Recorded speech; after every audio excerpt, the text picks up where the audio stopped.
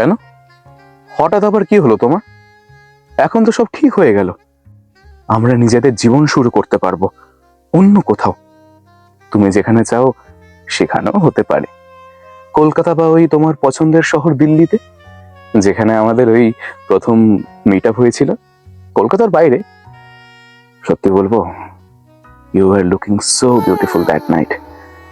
লাল শাড়িতে তোমাকে অপূর্ব সুন্দর লাগছিল, ওই একেবারে পরীর মতো। নিজের জীবনে তো আর প্রেমটা হলো না, কিন্তু না হয় একটু গল্পেই প্রেমিকের ক্যারেক্টার করি।